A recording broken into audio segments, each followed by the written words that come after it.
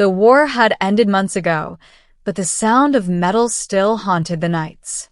Cities burned quietly beneath rebuilding skies, their towers half melted and their oceans glittering with the ash of satellites. Captain Alara Voss sat alone on the edge of an abandoned shuttle platform, her battle armor humming faintly as its energy core cooled. Her reflection shimmered in the cracked visor, eyes ringed with exhaustion, jaw tense, hands shaking from the weight of command. She had survived 27 planetary sieges. Her squad had not. The peace that followed was more terrifying than war. For soldiers like her, built and trained for survival, silence was an enemy. The Federation had withdrawn its armies from orbit. Only scattered pockets of humans remained on Earth's surface, soldiers waiting for repatriation, refugees waiting for hope. Among them was one man Alara had never expected to meet again, Jonah Reeve. He wasn't a soldier. He had been an engineer once. Alara met him in a refugee triage dome outside Old Geneva.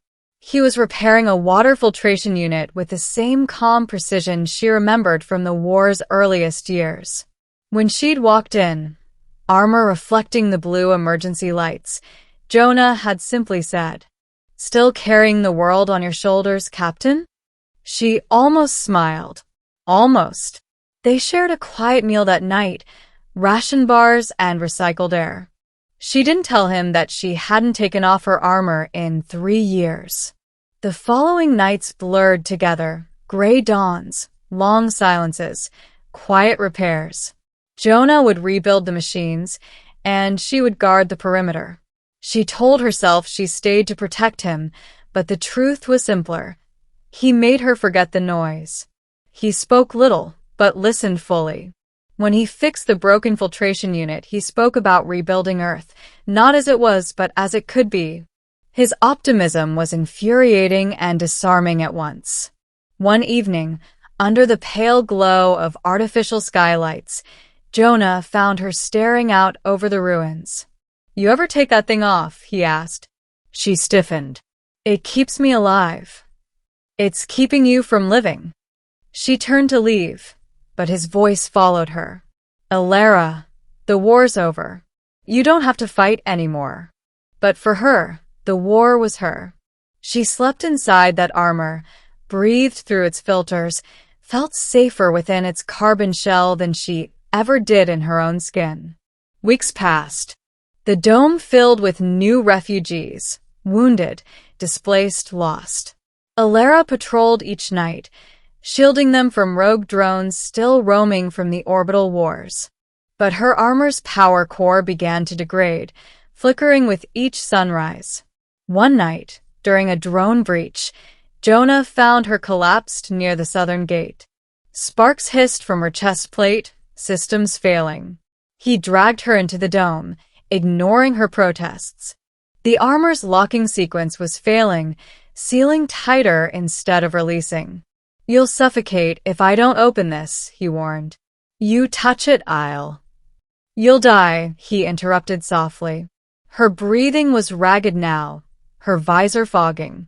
He pulled a plasma cutter from his kit and sliced through the magnetic seals. The armor split open like a wounded shell. For the first time in years, air, real, unfiltered air, touched her face. Her hair fell free, and the pale light revealed someone fragile beneath the legend. Jonah saw not the iron soldier of the Federation, but a woman who had forgotten how to exist without war. When she gasped for air, he caught her by the shoulders and steadied her. "You're safe," he said quietly.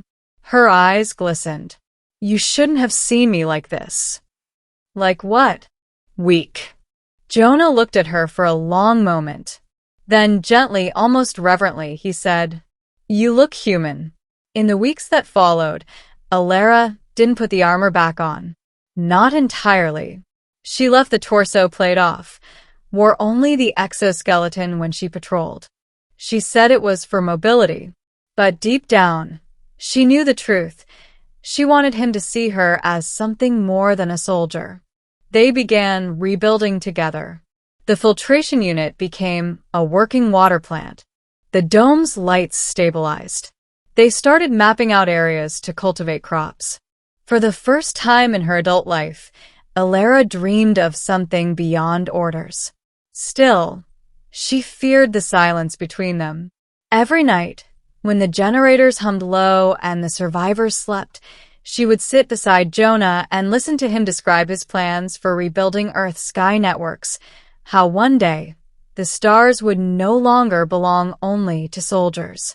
One night, as acid rain whispered against the dome, she found herself asking the question that had haunted her since that night he removed her armor.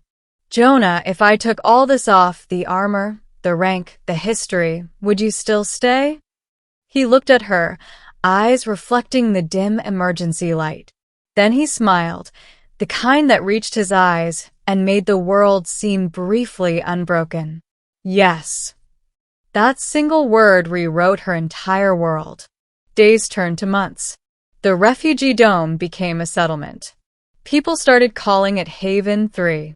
Children laughed in places that once echoed with gunfire. But peace was fragile. One evening, a Federation retrieval team arrived, soldiers in polished armor, bearing new orders.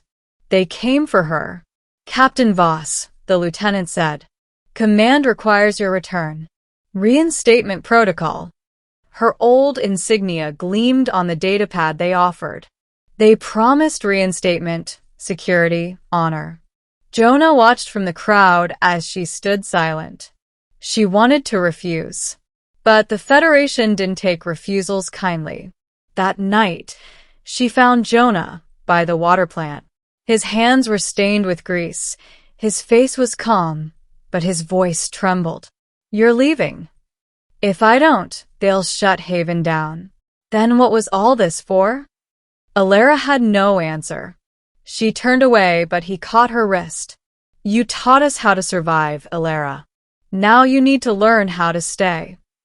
Her throat tightened. "You think I can just walk away from everything I was?" "You already did," he whispered. The next morning, the Federation shuttle waited outside the dome. Rain fell in silver sheets. Alara stood in half armor, enough to be recognized, not enough to hide behind. The lieutenant saluted her. "Captain Voss, are you prepared to depart?" She looked back once more, at the people, at the rebuilt lights, at Jonah standing beside the filtration plant that now pulsed like a living heart. Her armor hummed faintly. The last piece, her chest plate, remained in her hands. "No," she said finally. The lieutenant blinked. "Excuse me?" "I said no. The war's over. I'm not leaving." When he raised his weapon, the settlers stepped forward, unarmed, but unyielding. Jonah moved to her side. "You heard her," he said quietly. "Captain's orders." The soldiers hesitated. Orders meant nothing without obedience, and for the first time in her life, Alara saw that authority could come from compassion, not command. The shuttle departed without her. Months passed again. Haven 3 grew into a thriving colony. The Federation didn't return. Alara spent her days working beside Jonah, helping rebuild energy grids, teaching survivors defense and discipline, not for war, but for resilience. One evening, under the glow of the repaired sky projectors, she sat beside him on the ridge overlooking the rebuilt dome. The air was clean now, the stars visible again. "Do you ever miss it?" Jonah asked. "The war?" "The armor." She looked down at the worn piece resting beside her.